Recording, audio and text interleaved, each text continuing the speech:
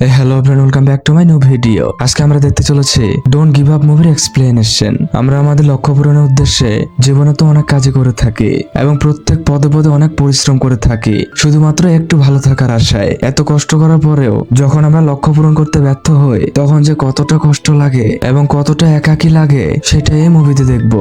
এবং এই একাকিত্ব যে আমাদের মাঝে খারাপ চিন্তা ভাবনারও জন্ম দেয় সেটাও এই মুভিতে দেখবো। তো চলুন কথা না বলে শুরু করা যাক আজকের মুভির এক্সপ্লেনেশন।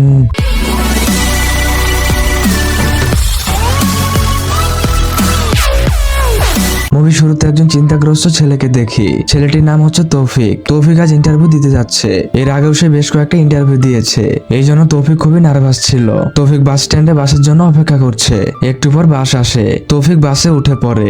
বাস চলতে শুরু করে। তৌফিক বাস থেকে নেমে সোজা ইন্টারভিউ বোর্ডে চলে আসে। তৌফিক বসে বসে ভাবছিল কতগুলো রাজ্যে সে পরিশ্রম করেছে, কত রাজ্যে নির্ঘুম কাটিয়েছে এবং কতগুলো দিন যে সে হতাশায় কাটিয়েছে সেটা সে নিজেও জানে না। কিছুক্ষণ পর তৌফিক ভাইবা রুমে আসে। এক্সামিনার বলে, তৌফিক আপনার রেজাল্ট খুবই ভালো, তবে আমাদের এখানে কাজ করতে হলে আপনাকে কঠোর পরিশ্রমী হতে হবে এবং আমাদের অফিসের নিয়ম কানুন আপনাকে মেনে চলতে হবে। তৌফিক বলে, ঠিক আছে স্যার, আমি সবকিছু করতে রাজি আছি। এক্সামিনার জানায়, আমরা আপনাকে পরে জানাবো। এরপর থেকে তৌফিক আরো বেশ কয়েকটা ইন্টারভিউ দেয়, কিন্তু কোথাও তৌফিকের চাকরি হচ্ছিল না। একদিন এক্সামিনার বলে, তুমি কি আমাদের অফিসের লোকেশনে এসে কাজ করতে পারবে? তৌফিক বলে, স্যার আমি কাজ করতে পারবো। এক্সামিনার বলে, আপনি কি আমাদের কোম্পানির ব্যাপারে সবকিছু জেনে এসেছেন? তৌফিক বলে, জি স্যার। এক্সামিনার তখন বলে, আপনার মতো আরো 10 জন কোয়ালিফাইড মানুষ আমাদের এখানে ইন্টারভিউ দিতে এসেছে, আমরা আপনাকে পরে জানাবো। তৌফিক মন খারাপ করে সেখান থেকে চলে যায়। রাতে তৌফিক বাস স্ট্যান্ডে একা বসেছিল এবং উপরের দিক তাকে এক দীর্ঘশ্বাস ফেলছিল। তৌফিক হাঁটতে হাঁটতে ভাবতে থাকে তাকে কত মানুষ কত কথা বলেছে,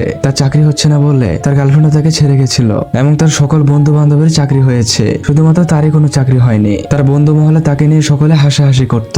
এই সবকিছু ভাবতে ভাবতে তৌফিক আরো ডিপ্রেশনে চলে যায়। তৌফিক সিদ্ধান্ত নেয় এই জীবন আর সে রাখবে না। কি হবে এই মূল্যহীন জীবন রেখে? যেই ভাবা সেই কাজ। তৌফিক একটা ব্রিজের উপরে ওঠে। তৌফিক উপর থেকে নিচে তাকিয়ে দেখে নিচে পানির স্রোত প্রবল আকার ধারণ করেছে। তৌফিক যখনই চোখ বন্ধ করে লাফ দিতে যাবে তখনই তার ফোনে একটা মেসেজ আসে। তৌফিক সাথে সাথে ফোনটা অন করে এবং মেসেজটা দেখে তৌফিক যেন কোনোভাবে বিশ্বাস করতে পারছিল না তৌফিকের চাকরি হয়েছে। তৌফিক এক দীর্ঘশ্বাস ফেলে সেখানে বসে পড়ে। আপনাদের একটা কথা বললে, সফলতা অর্জন না করা পর্যন্ত কখনোই হাল ছাড়বেন না, কেননা আপনি হেরে গেলে হেরে যাবে আপনার পরিবার। আজ এ পর্যন্ত, দেখা হবে কোনো মুভির গল্প নিয়ে। ততদিন ভালো থাকুন, সুস্থ থাকুন।